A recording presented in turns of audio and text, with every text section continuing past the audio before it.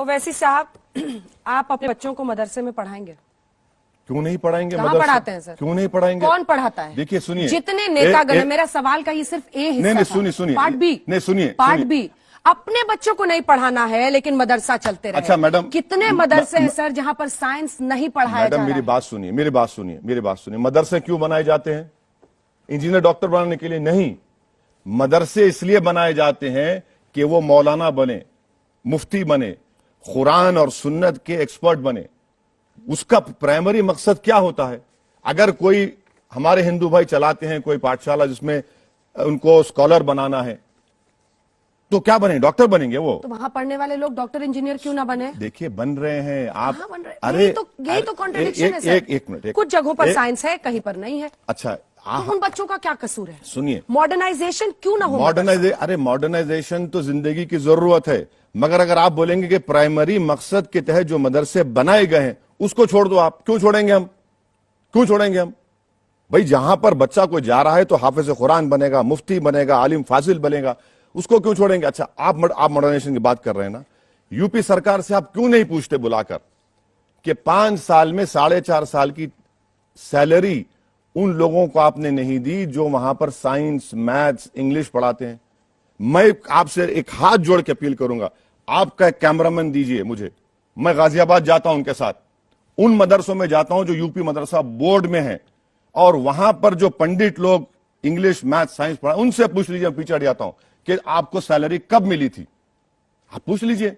अच्छा, मोहन भागवत जब गए थे मदरसे में, उन्होंने पूछा था बच्चों से कि क्या बनोगे, तो एक ने कहा डॉक्टर, एक ने कहा इंजीनियर। आप कह रहे हैं कि वो सिर्फ तालीमी हासिल करते हैं ताकि मौलाना बने? नहीं, उसका प्राइमरी मकसद क्या होता है मदरसे बनाने का? आप लोग उसको समझ ही नहीं रहे। पर बच्चों की भी तो शिक्षा है ना मैडम। ओवैसी जी राइज करेंगे क्या? बच्चों को नहीं बनना है डॉक्टर, इंजीनियर सर? आप वो भी बैरिस्टर बनेंगे। देखिए, मेरे जो दादा थे वो जामे निजामिया हैदराबाद का 125 साल पुराना मदरसा था, वहां के आलिम फाजिल थे मेरे दादा। आप समझिए इस बात को। कितने साल पहले? अरे कितने साल पहले थे वो ये आज की बात कर रहे हैं, 2022 की। और वो अपने वक्त के बहुत बड़े वकील भी थे, क्रॉस एग्जामिनेशन की मशहूर थी। मगर आपका प्राइमरी इंपॉर्टेंस क्या है? मकसद क्या है मदरसा खोलने का? या आप इंजीनियरिंग कॉलेज खोल दिए या मेडिकल कॉलेज खोल। अच्छा, और एक बात, चलिए आपकी बात सही, अंजना ओम कश्यप की, और मैडम आपकी बात सही है। आपने कितने स्कूल खोले भाई मुसलमान इलाकों में? चलिए बता दी यूपी सरकार। सर आप मॉडर्नाइज होने नहीं देंगे? अरे मेरे भाई, मैं चीफ मिनिस्टर नहीं हूं, आपको स्कूल खोलने से मैं रोक नहीं सकता हूं। आपने कितने मुस्लिम बाहुल इलाकों में कितने आपने स्कूल खोले बता दो। चलो 5 साल में तुमने कितने खोले? खोल दो ना। आपको सच्चर कमेटी से लेके मिश्रा कमीशन, कुंडू कमेटी कह रही है कि मुसलमानों के इलाकों में स्कूल नहीं खोले जाते सरकार की तरफ से। पुलिस स्टेशन खोला जाता, शराब की दुकान खोली जाती, सीसीटीवी कैमरे लगा दिए जाते। आप स्कूल खोलिए। अच्छा, इनसे पूछिए तेलंगाना में हमने क्या किया। तेलंगाना में 60,000 मुस्लिम बच्चे और बच्चियां 6th क्लास से 12th क्लास तक फ्री में पढ़ती हैं, रेजिडेंशियल स्कूल में फ्री में पढ़ती है। 60,000 ये काम हुआ है। ऐसा काम करिए ना आप। पार्लियामेंट में मैंने उठकर कहा कि भाई जो मुसलमानों, माइनॉरिटीज को, मुसलमान है, स्कॉलरशिप जो मिलती है pre matric, post matric, merit cum means, आप उसको डिमांड ड्रिवन कर दीजिए, नंबर मत करिए। हर साल मैडम, मेरी स्टैंडिंग कमेटी के मेरा सजेशन था कि 1 करोड़ बच्चे लूज कर रहे हैं स्कॉलरशिप, आप नंबर लगा दिए। कौन रोक रहा है? आप स्कूल खोलिए ना। और कितने पढ़ते हैं मुसलमानों के बच्चे मदरसों में? 4% पढ़ते हैं मुसलमानों के बच्चे मदरसों में। कौन रोक रहा है आपको? आप खोलिए ना। सर तेलंगाना में भी सर्वे हुआ। क्या का सर्वे हुआ? कितने बैकवर्ड है मुस्लिम रिजर्वेशन को लेकर, एजुकेशन को लेकर हुआ है। लेकिन जब यहाँ पर सर्वे की बात आती है तो आप किस लिए हुआ वो सर्वे? वो सर्वे से मदरसों के था बशीर? नहीं था। जो आप सुधीर कमेटी की रिपोर्ट की बात कर रहे हैं, जिसमें मुसलमानों के social, educational, economic, health, poverty, drop out rate, representation, government job, इसे 10-12 पैरामीटर्स पर यूपी से ये क्यों नहीं एक्सपेक्ट कर रहे हैं? कराए। मैं वही तो बोल रहा हूं, तुम्हारी बात वही तो बोल रहा हूं ना। कराओ सर्वे। आप कौन रोक रहा है आपको? आप कराइए। कितने ड्रॉप आउट रहे, कितने स्कूल्स आपने खोले, गवर्नमेंट एम्प्लॉयमेंट में मुसलमानों का परसेंटेज क्या है बता दो, पुलिस में कितना है बताओ। आप नहीं करना चाह रहे। तो कर रहे हैं आप उससे पहले नहीं, हरगिज नहीं कर रहे। ये सिर्फ सर्वे कर रहे हैं मदरसों का, उन मदरसों का जो सरकार से पैसे नहीं लेते।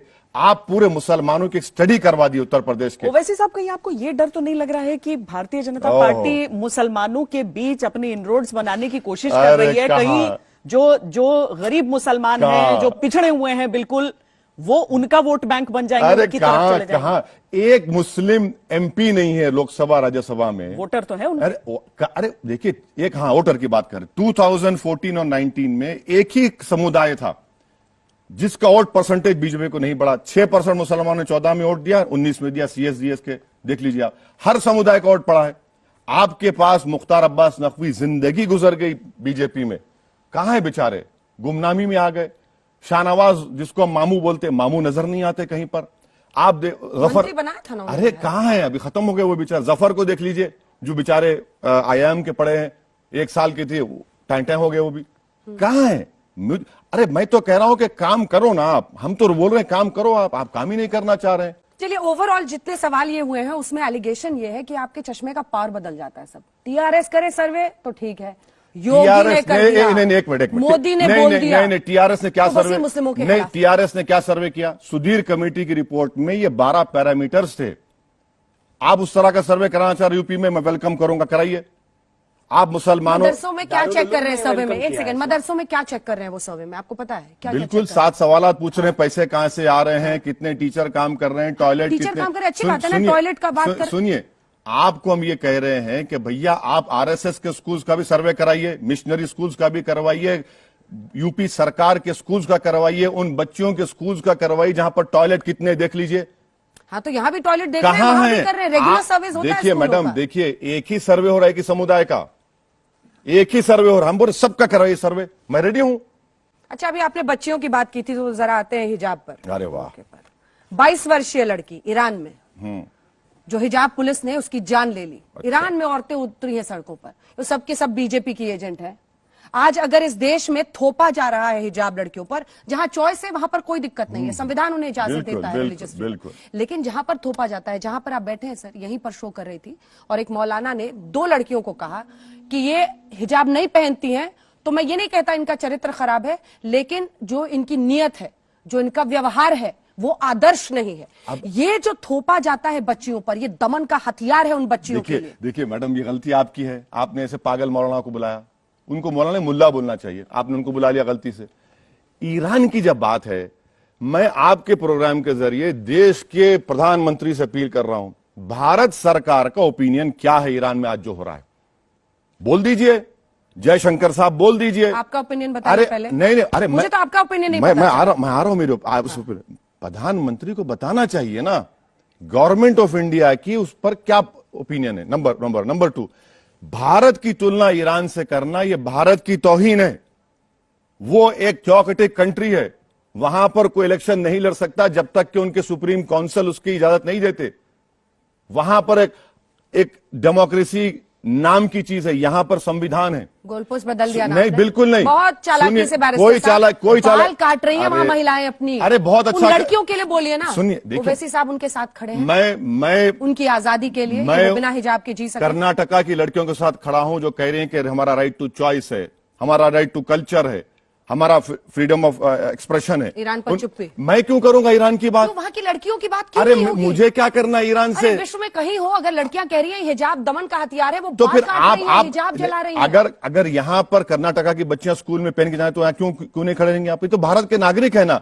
ये कौन सी क्या कहा? अरे ये कौन सी मोहब्बत है कि भारत की बच्चियों से मोहब्बत नहीं है, ईरान की बेटियों से मोहब्बत है? अरे भाई, ये भारत की बेटियां हैं, जो कल फ्यूचर उनका होगा। तो सहूलियत के हिसाब से आप अपना ये सहूलियत है कि ईरान में बाल काट दिए, यहां भी बाल काट दो। एक तरह की सहूलियत तो ये भी थी कि आपने कहा कि दिल्ली के मदरसे में क्यों गए, उन्हें पहले गुजरात जाना चाहिए था। बिल्कुल जाना, तो यहाँ से शुरुआत की है, हो सकता है जाए गुजरात मोहन भागवत। अरे तो आप उनको जाने की जरूरत नहीं है गुजरात को, उनको सिर्फ ईरान की महिलाओं को आजादी होनी चाहिए। ईरान, अरे मैं कौन होता हूँ ईरान के बारे में बोलने वाला? महिलाओं पे बोलते मैं देखिए, जो देश की फॉरेन, अच्छा, हिंदुस्तान में ही जो महिला चाहती है कि मैं न पहनूं हिजाब, बिल्कुल ना पहने, उसको आजादी होनी चाहिए, बिल्कुल ना पहने। मैं ऐसे कई मुस्लिम एंकर्स के शो पे जाता हूं, मैं बोलता हूं उनको, जब तक आप नहीं पहनेंगे नहीं आऊंगा मैं, और जाता हूं बराबर, मैं कभी बोलता हूं आजादी होनी चाहिए। बिल्कुल, आजादी पहनने की भी होनी चाहिए, नहीं पहनने की भी होनी चाहिए। भाई आप कौन होते हैं कि भाई आपकी तरह बन जाऊं? मैं कौन होता हूं? लेकिन क्या कहा कोर्ट ने यूनिफॉर्म को लेकर? स्कूल ने क्या कहा है? वो कौन? चाहते हैं ना कि अगर यूनिफॉर्म है मैडम तो आप कर्नाटका हाईकोर्ट के जजमेंट पढ़िए। वहां के चीफ जस्टिस ने स्कूल की तुलना कर स्कूल को मिला दिया प्रिजन के साथ, स्कूल को मिला दिया आर्मी के साथ। कहां है मैडम ये? उन्होंने कुरान करीम के जो आयतें हैं उसको गलत इंटरप्रिटेशन दे दिया। इतना बड़ा गलत इंटरप्रिटेशन। कुरान में कहा गया ला इकरा फी दीन, यानी रिलीजन में जबरदस्ती नहीं है, आपने उसको जोड़ दिया उसमें हिजाब से, वो ताल्लुक ही नहीं है उसका। पर इस्लाम में भी तो कुछ परिवर्तन होने चाहिए ना। क्या? हर धर्म ने एक से क्या परिवर्तन? हर धर्म फिर गुस्सा गया। नहीं गुस्सा नहीं है, क्या परिवर्तन? हर धर्म अपने आप को बदलता है समय के हिसाब से। क्या आप क्या मास्क बदल? पहनकर, आपको काला लिबास कह के हमेशा काला कपड़ा अपने सिर पे रखो, आपको बोला जाए कि काम आपको करो। ये क्यों नहीं? फिजिकल हैंडीकैप है या नहीं है? बिल्कुल नहीं है। क्यों नहीं? अरे बिल्कुल नहीं है। अगर सती प्रथा का अंत हुआ तो उसकी अरे वजह एक मिनट, अगर कोई अपने मुंह को छुपा रही है, आप उसके चेहरे को नहीं देख रहे हैं, मगर वो तो देख रही है ना आपको। उसके सर पर हिजाब है, दिमाग पर तो नहीं है। मैं आपसे रिक्वेस्ट करूंगा कि हम चलते हैं जामे मिलिया को, वहां पर मुस्लिम बच्चियों के दरमियान में जो हिजाब पहनती है नहीं पहनती, अंजना ओम कश्यप मुझे खड़ा कर दें और पूछ लीजिए उनसे। हम पूछते हैं उनसे क्या है भाई तुम क्यों पहन रहे हो? इसको आप ये समझ रहे हैं कि बैकवर्डनेस की निशानी नहीं है। बैकवर्डनेस की निशानी यमन की एक लड़की, सुनिए फिजिकल हैंडीकैप, कोई हैंडीकैप नहीं है फिजिकल। मैडम फिजिकल हैंडीकैप कैसा होगा जब बॉक्सिंग गर्मी के एक मिनट सुनिए, इंटरनेशनल बॉक्सिंग फेडरेशन कह रहा है कि आप हिजाब पहन के बॉक्सिंग मैच कर सकती हैं। बास्केटबॉल इंटरनेशनल फेडरेशन कह रहा है कि आप हिजाब पहन के बास्केटबॉल खेल सकती हैं। अब इससे बढ़ के क्या हो सकता है बोलिए? जिनकी चॉइस है उनको तो इजाजत होनी चाहिए। अरे मैं तो वही तो कह रहा हूं। सर, परवरिश में थोपा जाता है ना कि ये तुम्हारे धर्म का हिस्सा है, आदर्श व्यवहार ये है। देखिए वो जमाना जा चुका है, मगर जब बच्ची बड़ी हो जाती है, बालिग हो जाती है, तो उसको आप क्यों अंडर एस्टिमेट करते हो उनके इंटेलेक्ट को? मुझे समझ में नहीं आता। मुझे समझ में नहीं आता कि आप लोग अंडर एस्टिमेट क्यों करते। और दूसरा ये कि आप लोग क्यों समझते कि नहीं आपकी तरह बन जाए। नहीं बनेंगे भाई, ये डाइवर्सिटी है। अब आप राजस्थान के गांव में चले जाइए, मैं गया था। अब उत्तर प्रदेश के ईस्ट में चले, सर पे ओढ़ते हैं। अब बोले मैं क्यों पहन रहे, वो तो निकाल दो। क्या करेंगे आप? यही तो भारत की खूबसूरती है मैडम।